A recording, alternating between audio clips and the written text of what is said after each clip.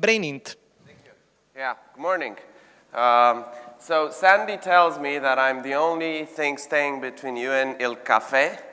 So I'll try and be as short and as entertaining as I can. And secondly, I am not going to use any slides, mainly because I don't want to draw your attention from my red shoes. And I'm going to talk about video advertising today. But before I do that, I'd like to ask you two questions. Number one, who's ever watched video online? Right? Everybody, okay. Number two, who's ever watched porn online? Excellent, okay. I thought nobody would raise their hand, but the reason I ask you that is because, you know, what we do at BrainInt is video advertising, and the reason I asked you the second question is because at BrainInt, everything we know about video advertising, we know from porn. I started BrainInt a couple of years ago from a frustration mainly, which was that nobody wants to watch video ads online.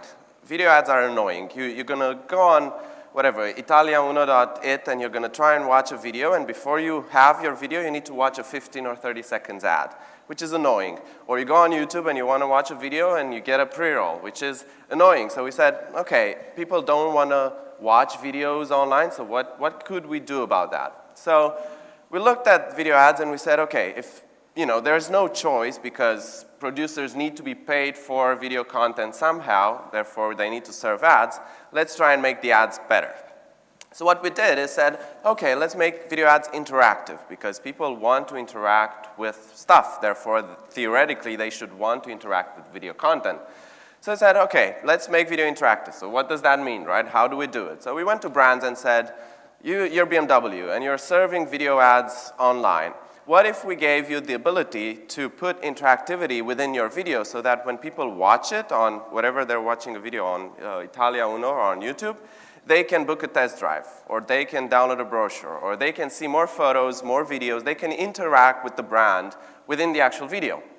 So we did that, and we expected it to work moderately well, and the results were just amazing. If you look at the video advertising industry as a whole, just about 1% of the people that watch an ad actually click on it. With interactive video advertising, about 3% of the people that watch the ad click on it, but then about 10 to 15% of them actually interact with the interactivity within the video ad. So that became very, very popular, and we raised a few $1 million, and our team grew, and we opened an office in London, and we started getting a lot of traction. But we went back and saying, okay, so people, the experience is better now because the ads are interactive, but people still don't want to watch video ads online. And the main reason why people don't want to watch video ads online is because they're not relevant, right? So it happened to me about a year ago. I was watching a bunch of videos on channel4.co.uk, which is a kind of a big media company in the UK, and I kept seeing this video ad for lipstick. And I don't know about the guys in the room, but I don't use lipstick all that much. So I was like, okay, this is a problem, right? Because it's irrelevant for me as a user, therefore I don't want to watch it, therefore it's annoying. So it's not just that I won't click on the ad, but that brand will actually annoy me. So we said, okay, what could we do about that? So we looked a lot at the video space and at the fact that video ads are irrelevant for most people. So I said, how could you know what a person is interested in without actually knowing who that person is? So we went back to our clients, to our brands, and said, what if we tracked what people do on your site? So, someone goes to bmw.co.uk or .com and they look at a number of cars. If we track that behavior on the site, we can then know what that person is interested in. So, they said, yeah, that's interesting, let's try that out. So we installed a tag on their site, and then we started tracking what people are doing. So we saw that people go on a site and they look at a particular model of the car, and then we partnered with a lot of ad networks, video ad networks, so like YouTube or Channel 4 and so on. And whenever people go and watch a video on those sites, instead of serving them a random ad for some lipstick, we show them an ad for BMW, because we know they went to the site and because we know they were interested.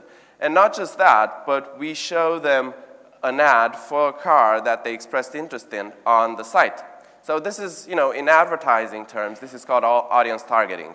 So this, started working really, really well, and it increased conversions and increased results for clients. So, we were at this point where we were making video ads interactive, making them perform better, and we were making video ads highly targeted because we know where you go. So you've probably seen all those banners online that follow you after you've been on a particular site. We do that with video.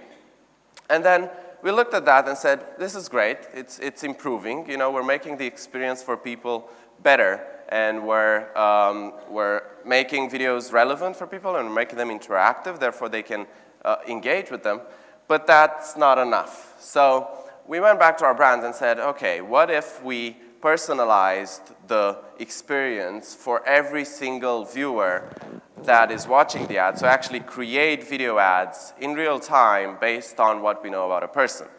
So I said, okay, that's interesting, let's try that out. And what we did was, okay, you're going to go on BMW.com and you're going to look at a car. Let's say it's a BMW Z1 that is blue.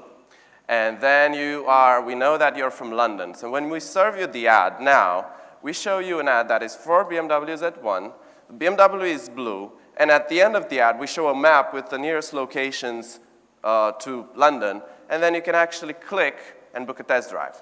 So with this, we've created a platform that allows us to take everything we know about a person, personalize and create video ads for each and every single person, and then serve that at the right moment, at the right time, and add the right interactivity so that people can actually make an action. And this makes this, people still don't like to watch video ads online. I still don't like to watch video ads online. And, that's probably because, when you want to watch video content, you don't want to be interrupted. But if the experience is better, then you have a much higher likelihood that people will actually click and buy and interact with the brand. And, we work with a lot of big customers in the UK and across Europe, and the results we generate for them are on average 3 to 10 times higher just because we make video ads personalized, we make them relevant, and we make them interactive. And this is in a nutshell what we do at Brainient. And Sandy was telling me that people in the room are mostly either marketers or entrepreneurs. So the reason I wanted to talk about this was because if you're a marketer, then video should be a big chunk of what you do. And just taking, as the previous speaker was saying, just taking a video and putting it online is not enough these days. You need to make sure that you show it online to the right people at the right time with the right interactivity so that they can actually engage. And I know a company that does that.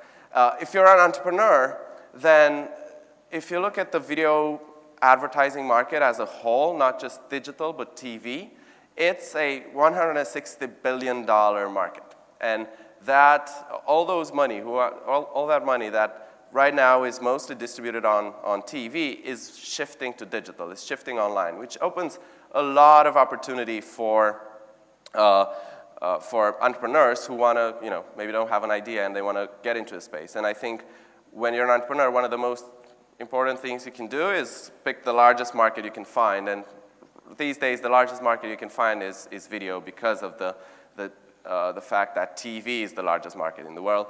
And, because I said I'm going to try and keep it short and snappy because of Il Café, I grew up with my dad telling me this quote that was, early to bed, early to rise makes a man healthy, wealthy, and wise. And since I started working in advertising, I have a new one, which is early to bed, early to rise, work like hell, and advertise. Thank you very much.